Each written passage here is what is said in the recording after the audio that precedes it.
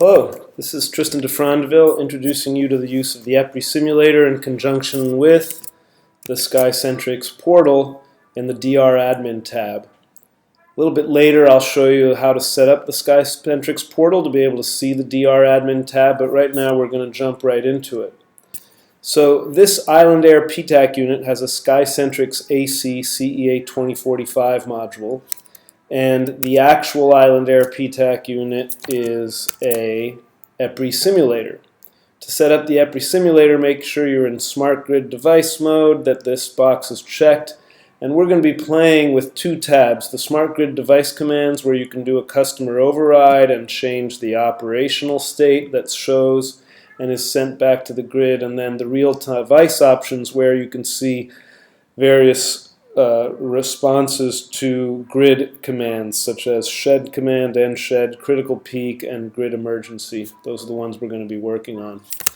So going back to the SkyCentrics portal, we're in the DR admin tab, and the first thing I'm going to do is note that the operational state that we're receiving from the smart grid device is idle normal. There's no event. And if we show the commodity info, it's right there. So I'm going to send a shed command. I can do that by either choosing the device menu, and that sends the shed command only to that device, or I can set a shed command to all devices in the list. In this case, there's only one. So I'm going to send a shed command right now. Now, you'll notice that what the shed command is supposed to do is the smart grid device is supposed to respond with a smart grid error condition, but of course check that the customer override box is unchecked. So if we go back now to the SkyCentrics portal and do a manual refresh,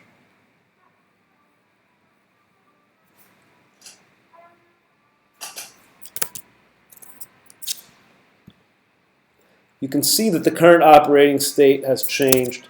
And you go back and do a manual refresh now, and you see that it receives that.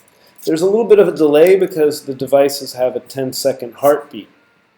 And so the grid command has to go to the device has to respond to it, then wait sometimes up to 10 or 20 seconds and send the heartbeat back up to the portal in the cloud for it to register. Now I'm going to send an end shed command. I'll hit the apply button here. Let's go over to the device, and you'll see this at some point is going to end shed. It's going to go basically back to idle normal, although again you have to make sure that end shed would do that, and you can see it's in idle normal, which means if I go back here and do a refresh, it shows idle normal.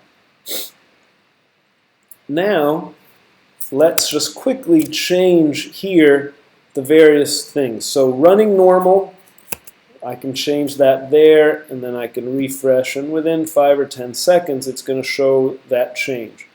We have different colors for different conditions, so you'll see it's a little less green. That means there's a little bit more of a load.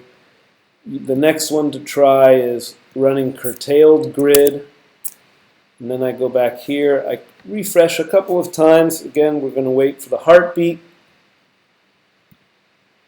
Now you can see that curtailed is even a little bit more grid. In this case, we kind of use reddish colors when there's grid control.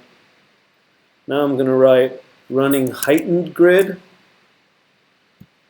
And we'll start refreshing. Again, it takes a little bit for the heartbeat to come in. Now it shows purple, running heightened grid. And then I'm going to change this to idle grid. I'm going to give this a little bit more room here and refresh.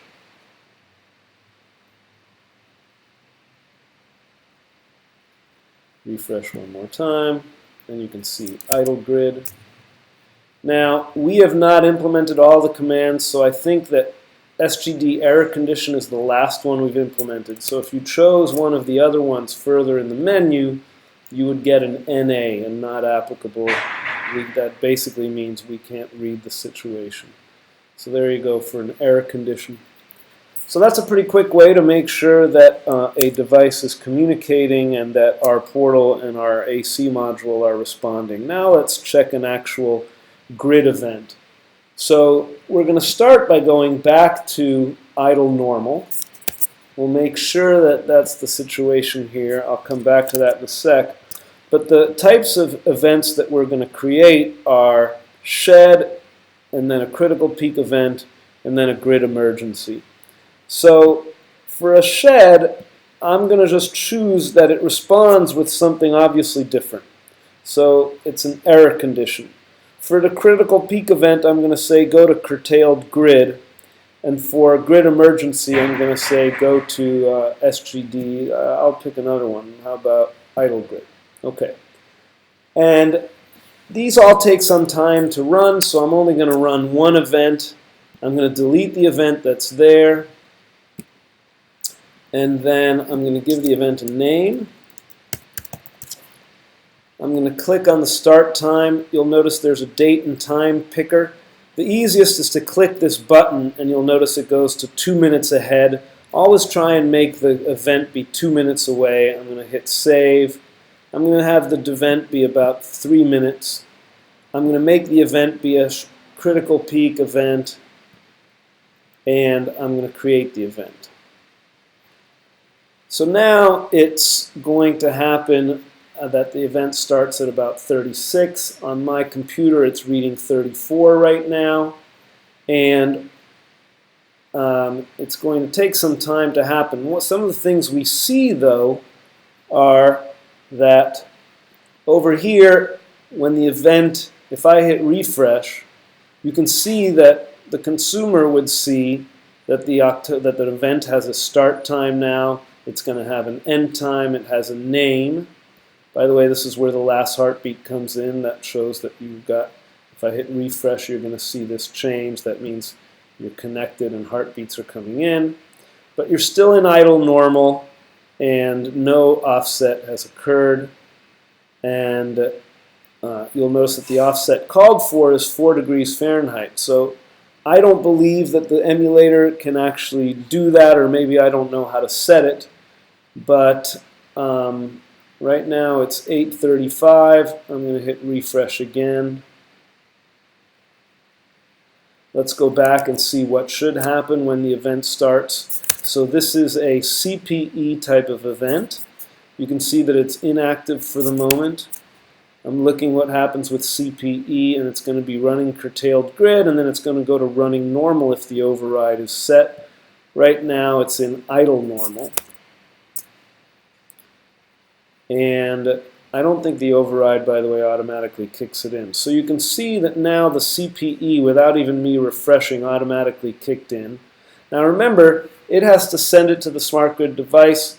The smart grid device has to change, and you can see that it has, and then it has to go back and heartbeat up to our cloud. Let's see if it's come in, and it has. So that was responding to an event. Now I'm going to do a customer override by clicking on this. Now interestingly enough, the EPRI emulator does not automatically change this. So that's something they'll probably work on. But I've just done an override. Again, that information has to take a little bit of time to get up to the cloud. And you'll notice that it still says running curtailed grid. So I'm going to manually change this back to idle normal so that we can see. And now I'm going to click refresh. Look at the override situation. It says no, there's no override, but when I click refresh, it says yes in red, so that the utility can really see it quickly that somebody did an override, and you can see that the operational state has gone back to idle normal. Now, let me show you how to log out and then come back into this page. So I'm logging in.